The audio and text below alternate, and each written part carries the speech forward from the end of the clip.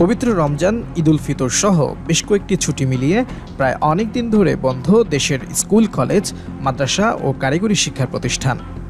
অবশেষে লম্বা সে ছুটি শেষ হচ্ছে মঙ্গলবার ৮ এপ্রিল। পরদিন বুধবার ৯ এপ্রিল খুলছে সব শিক্ষা প্রতিষ্ঠান। এদিন থেকে আবারও মুখরিত হবে শিক্ষাঙ্গন, শ্রেণীকক্ষ, বাজবে ক্লাসে প্রবেশের ঘণ্টা।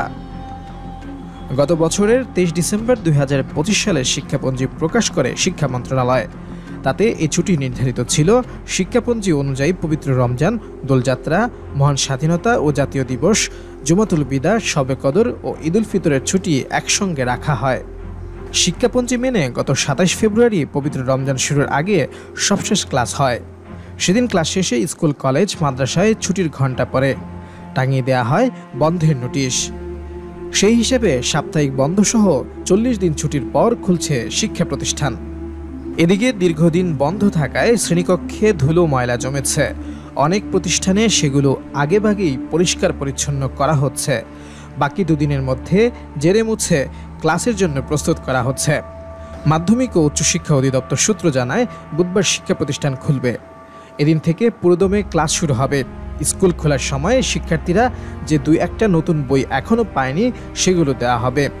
বই না পাওয়া, দীর্ঘ ছুটিসহ নানা কারণে যে শিক্ষণ ঘাটতি হয়েছে তা পূরণে শিক্ষকদের জোর দিতে হবে। এদিকে ১০ এপ্রিল শুরু হতে যাচ্ছে এসএসসি ও সমমান পরীক্ষা। যেসব স্কুলে পরীক্ষার কেন্দ্র পড়বে তাদের ক্ষেত্রে বিশেষ নির্দেশনা দেবে মাউসি। শুধু পরীক্ষার দিনে ক্লাস বন্ধ থাকবে।